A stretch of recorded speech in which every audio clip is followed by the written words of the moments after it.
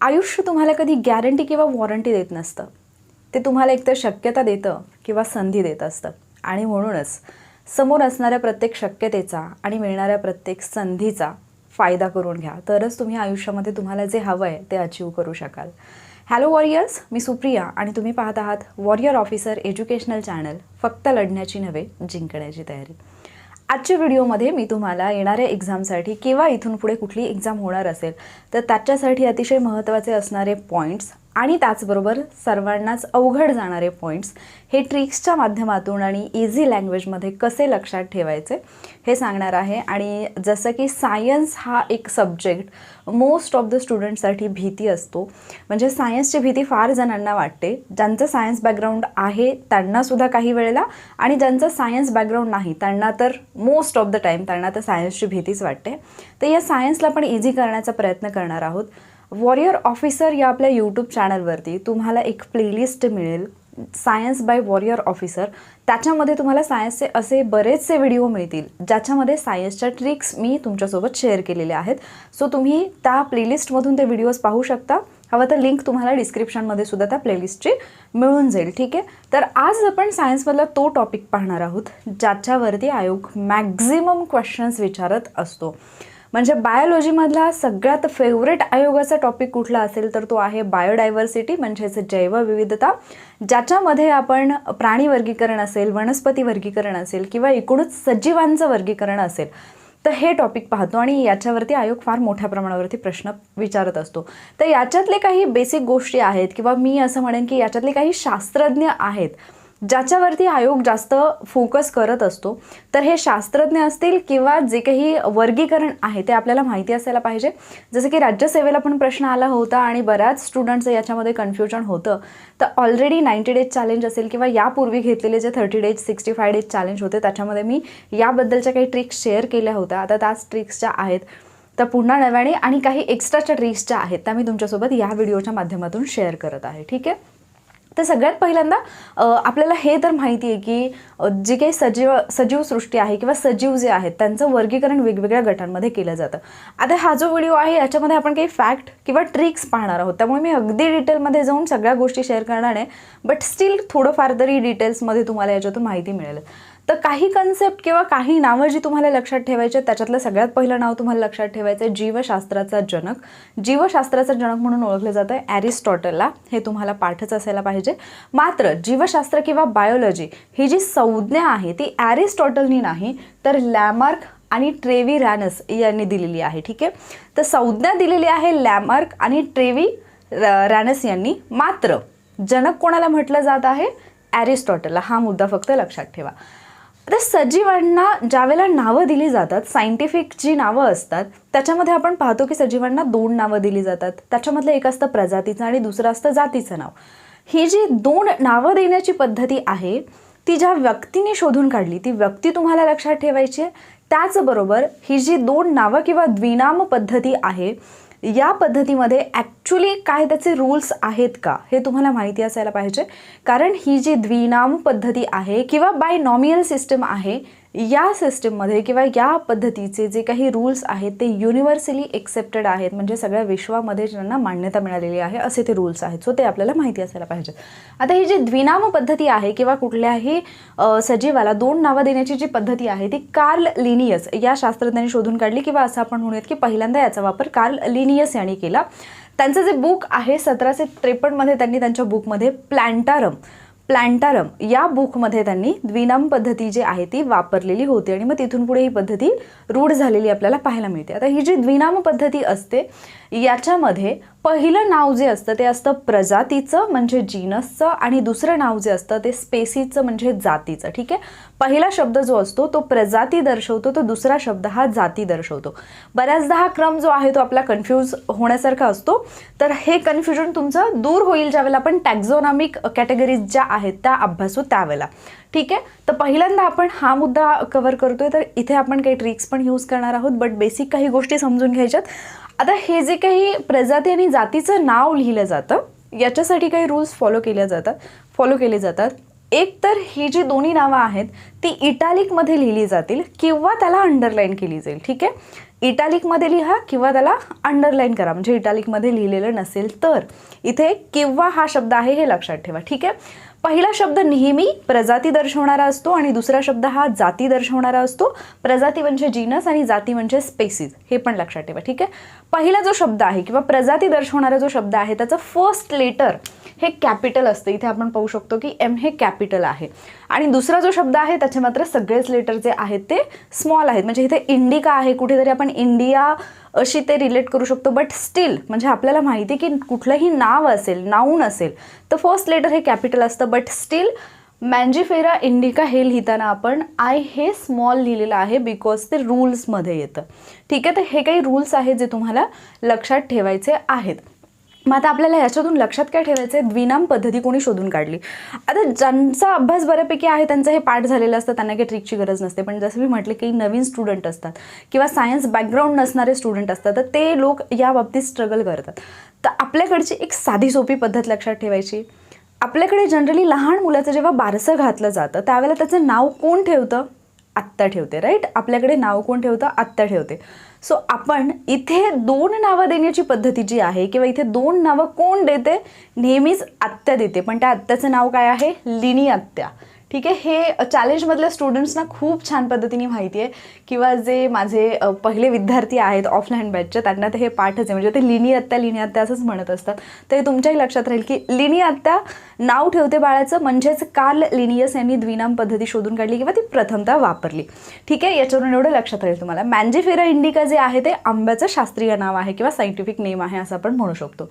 आता याच्यातून काही गोष्टी लक्षात ठेवायच्या होत्या त्या आपण सांगितल्या. त्याच्यानंतर आपण जर पुढे आलो तर टॅक्झॉनॉमिक कॅटेगरीकडे येऊयात. सजीवांचं त्यांच्या रचनेनुसार किंवा गुणधर्मानुसार काही श्रेणींमध्ये वर्गीकरण केलं जातं. या श्रेणी महत्त्वाच्या आहेत. ती संज्ञा कोणी दिली हे महत्त्वाचं आहे. हा टॅक्झॉनॉमीचा जो क्रम आहे तो महत्त्वाचा आहे. आणि त्याचबरोबर याच्यामध्ये परत सृष्टी किंवा किंगडम याचं जे काही वर्गीकरण केलं जातं हे महत्त्वाचं आहे. यातल्या प्रत्येक पॉईंटवरती आयोगाने यापूर्वी प्रश्न विचारलेला आहे आणि पुढेही प्रश्न बनू शकतो. ठीक आहे. तर टॅक्झॉनॉमिक कॅटेगरी म्हणजे काय असेल तर गुणधर्मानुसार, सजीवांच्या गुणधर्मानुसार किंवा त्यांच्या रचनेनुसार त्यांना विविध श्रेणींमध्ये विभागलं जातं.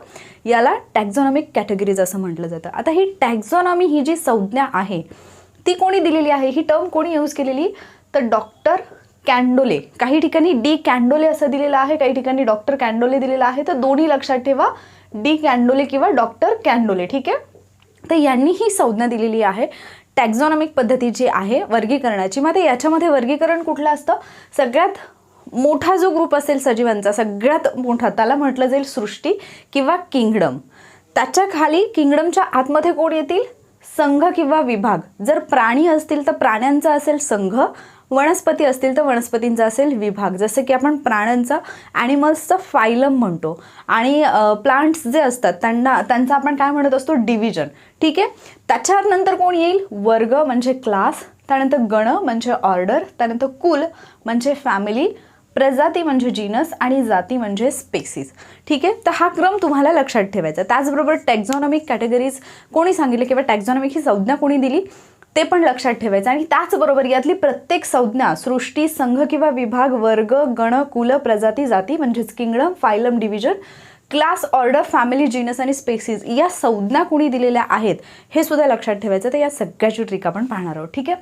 सगळ्यात पहिल्यांदा आपण टॅक्झॉनॉमिक कॅटेगरीज पाहूयात की कोणी दिल्या. आता टॅक्झॉनॉमिकमधला एक शब्द लक्षात येतो तुमच्या सुरुवातीला, टॅक्स. ठीक आहे.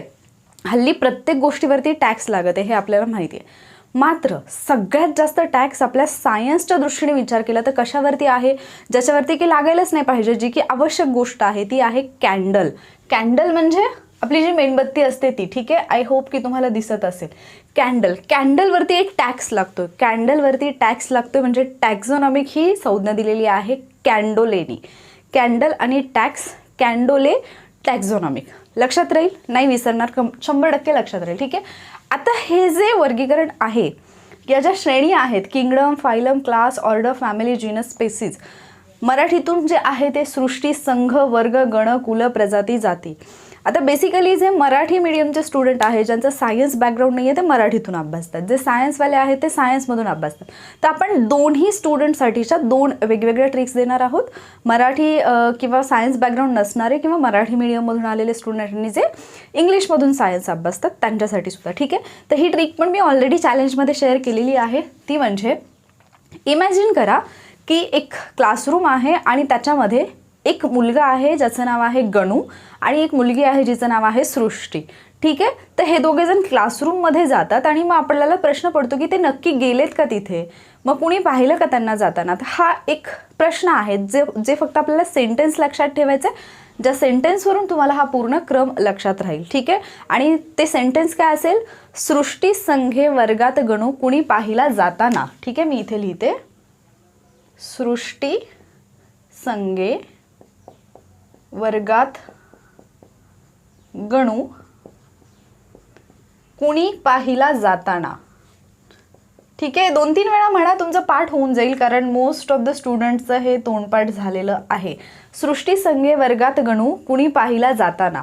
सृष्टी संघे वर्गात गणू कुणी पाहिला जाताना. सृष्टी सृष्टी, संघे संघ, वर्गात वर्ग, गणू गणू, कुणी कुल, पाहिला प्रजाती, जाताना जाती.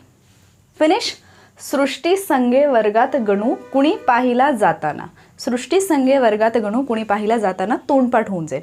आता हे जर तुम्हाला इंग्लिशमध्ये लक्षात ठेवायचं असेल तर लक्षात घ्या की लहान मुलं जी असतात ती कुठे खेळतात.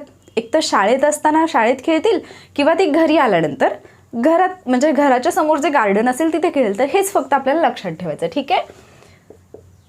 Kids play in class or in family garden.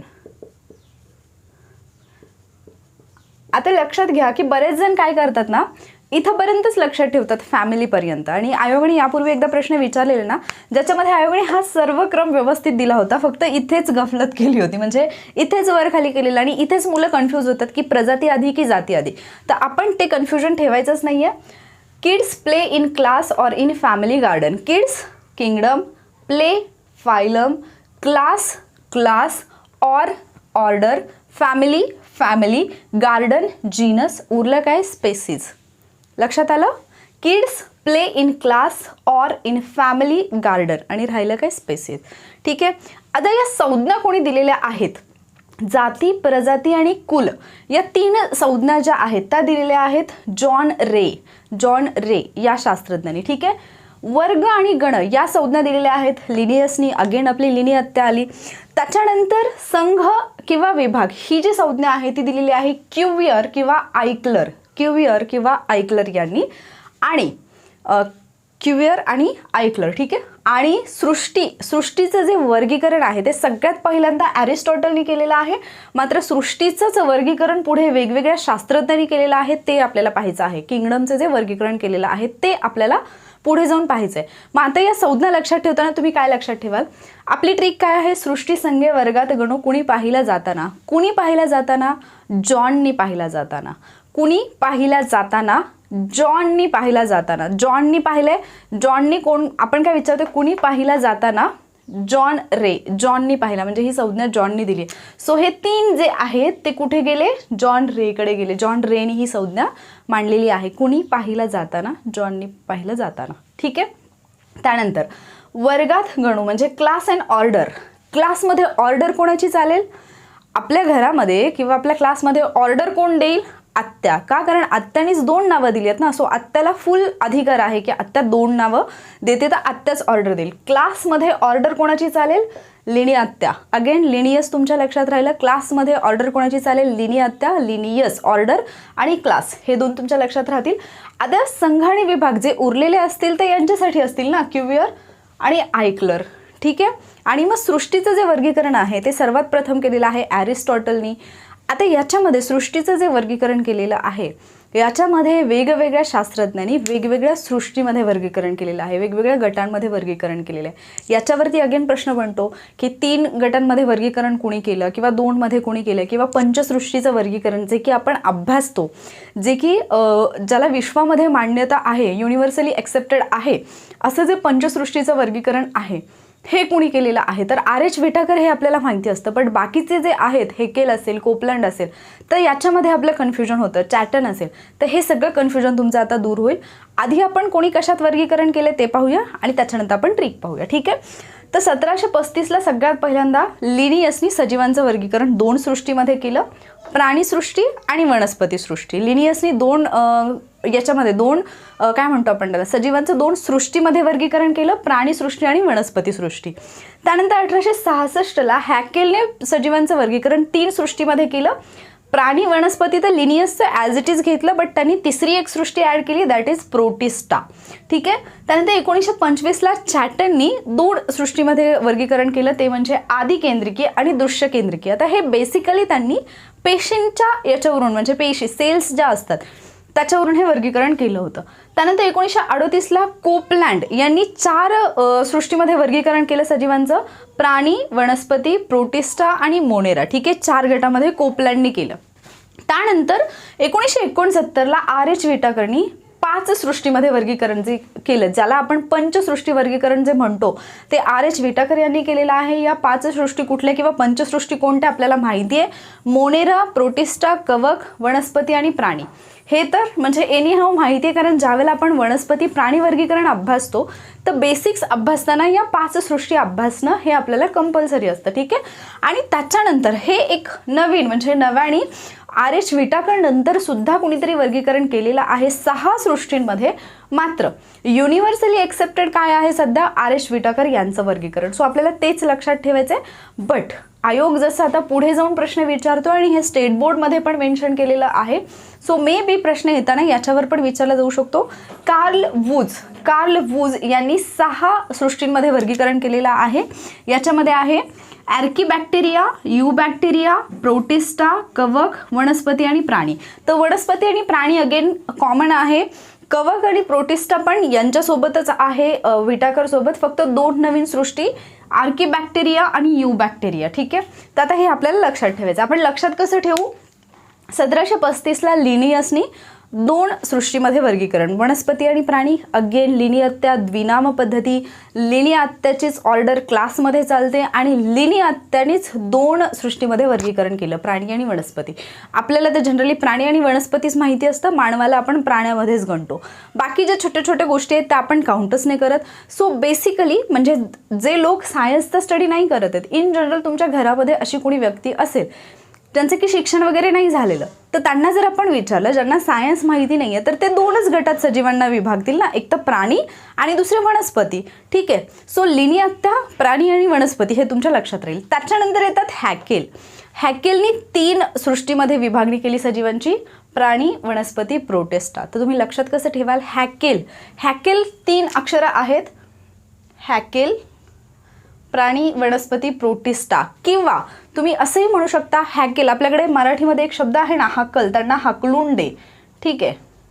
हकलून दे. तर हकलून दे प्राणी, तिथे काही प्राणी आणि वनस्पती आलेत तर त्यांना हाकलून दे. जनरली आपल्याकडे जर काही आपण झाडं लावलेली असतील आणि त्याला जर शेळी किंवा काही जर असं खायला लागलं तर आपण त्यांना हाकलून देतो. का? कारण त्या वनस्पतींना आपल्याला प्रोटेक्ट करायचं असतं. कोणापासून? त्या प्राण्यांपासून. ठीक आहे. तर इमॅजिन करा की तुमच्या घरासमोर म्हणजे जसं खेडेगावात वगैरे असतं, जनरली घरासमोर झाडं वगैरे लावलेली असतात आणि शेळ्या वगैरे आले की त्यांना हाकलावं लागतं कारण ते झाडं खातात. ठीक आहे. सो तुम्ही असं लक्षात ठेवू शकता, वनस्पतींचं प्रोटेक्शन करण्यासाठी प्राण्यांना हाकलून द्या. वनस्पतींचं प्रोटेक्शन करण्यासाठी प्राण्यांना हाकलून द्या. वनस्पती, प्राणी, प्रोटेक्ट म्हणजे प्रोटिस्टा, हाकलून द्या म्हणजे हॅकेल. इझी आहे, खूप इझी आहे. सायन्सला उगीच आपण अवघड करतो. ठीक आहे. त्यानंतर चॅटन यांनी जे, आता हे इयर लक्षात नका ठेवू, पण ॲटलिस्ट कोणी कशामध्ये वर्गीकरण केले हे लक्षात ठेवा. जोडा लावायला प्रश्न बनू शकतो किंवा जसं की बेंथम अँड हुकरचा प्रश्न लास्ट टाइम विचारला आयोगाने, तसं वर्ड लायनर क्वेश्चन पण बनू शकतो. चॅटन, आता चॅटनमधला पहिला शब्द लक्षात ठेवा, चॅट.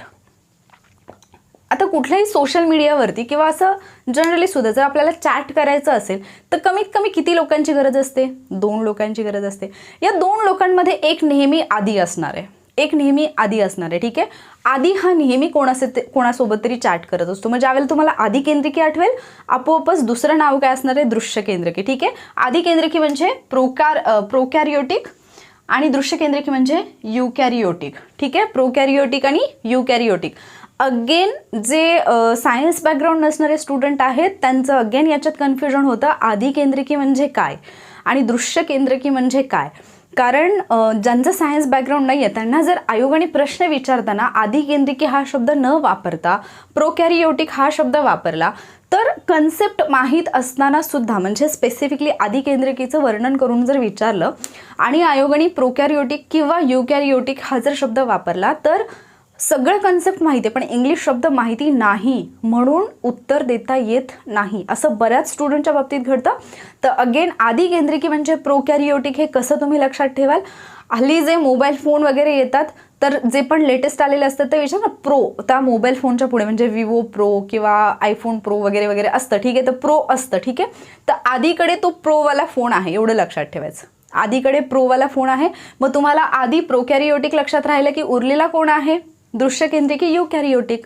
इझी आहे, खूप छोट्या छोट्या कन्सेप्ट असतात, फार छोट्या छोट्या गोष्टी असतात. बट सायन्सना आपल्याला लहानपणापासूनच आपल्या डोक्यात त्यांनी भीती घातलेली असते आणि त्याच्यामुळे ज्यावेळेला आपण इकडे येतो तर ती भीती आणखी वाढतच जाते. ठीक आहे, तर चॅटसाठी 2 लोक गरजेचे आहेत.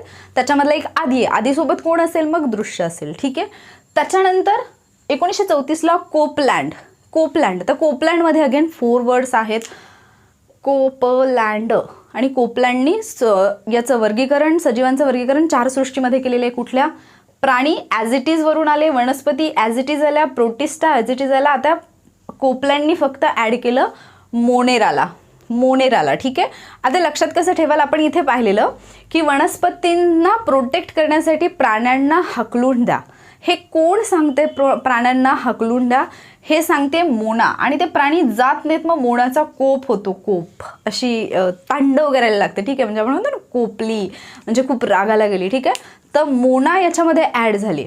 वनस्पतींना प्राण्यांपासून प्रोटेक्ट करण्यासाठी मोना प्रयत्न करते बट प्राणी ऐकत नाहीत मग मोनाशी कोपली, रागाला गेली. ठीक आहे, कोपलँड सोबत मोना फक्त ॲड होते कोण? मोनेरा.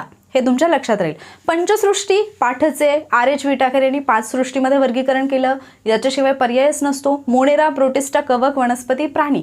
ठीक आहे, आणि मग त्याच्यानंतर कार्ल वूज हे 9व्याने आलेले आहेत. याच्यामधले 4 जे आहेत ते सेम आहेत, प्रोटिस्टा, कवक, वनस्पती, प्राणी, आर्कीबॅक्टेरिया आणि युबॅक्टेरिया. ठीक आहे, आय होप तुम्हाला हे लेक्चर आवडलं असेल, तुम्ही एन्जॉय केलं असेल, सायन्समधला इंटरेस्ट तुमचा 100% वाढत असेल.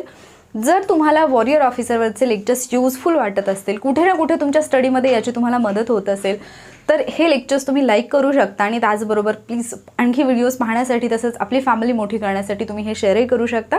त्याचबरोबर एक्झाम जवळ येते त्या दृष्टीने तुमच्या डोक्यामध्ये बरेचसे डाऊट्स असतील, स्टडी रिलेटेड असतील, बऱ्याचदा स्कोर चांगला येत नाही त्याच्याशी रिलेटेड असतील, क्वेश्चन पेपरच्या रिलेटेड असतील, तर ते तुम्ही मला कमेंटमध्ये विचारू शकता. त्याचसोबत आपला जो टेलिग्रामचा चॅनल आहे ज्याचं नाव वॉरियर ऑफिसर असं आहे आणि ज्याचा ID सुद्धा वॉरियर ऑफिसर असा आहे, तर त्या चॅनलवरती डेली क्वेश्चन्स सेंड केले जातात, MCQs, जे तुम्हाला खूप जास्त हेल्प करतील एक्झामसाठी. आणि इवन राज्यसेवेचा जो पेपर झाला त्याच्यामध्ये आपल्या ग्रुपवरती, आपल्या चॅनलवरती पाठवलेल्या क्वेश्चन्समधून खूप questions as it is repeat झाले होते. सो त्या क्वेश्चन्सचा फायदा एक्झाममध्ये खूपच होत आहे. कारण जरी आपण कंबाईंड ओरिएंटेड क्वेश्चन्स घेत असलो तरीसुद्धा राज्यसेवेला पण प्रश्न आलेत तर मग कंबाईंडला तर डेफिनेटली त्याच्यातून येतील. त्यामुळे जर तुम्ही टेलिग्राम चॅनलला जॉईन नसाल तर टेलिग्राम चॅनल जॉईन करा. त्याचबरोबर तिथे आपण अल्टरनेटिव्ह डेजला क्वेश्चन पेपरसुद्धा सेंड करत आहोत. ज्या क्वेश्चन पेपरचा फायदा तुम्हाला म्हणजे टेस्ट सोडवून त्याचा फायदा तुम्हाला एक्झाममध्ये होणार आहे. त्यामुळे तुम्ही टेलिग्रामसुद्धा जॉईन करू शकता. बाकी तुमचे काही डाऊट वगैरे असतील तर तुम्ही ते कमेंटमध्ये विचारा. मी डेफिनेटली जास्तीत जास्त ॲक्टिव्ह राहण्याचा प्रयत्न करत आहे आणि तुमच्यापर्यंत नवीन नवीन लेक्चर्स आणि खूप सगळ्या भन्नाट अशा ट्रिक्स घेऊन येण्याचा प्रयत्न करते. अगेन एकदा जर तुम्हाला हे व्हिडिओज हेल्पफुल वाटत असतील तर प्लीज लाईक आणि शेअर करा आणि हां, जाता जाता चॅनलला सबस्क्राईब नक्की करा. थँक्यू.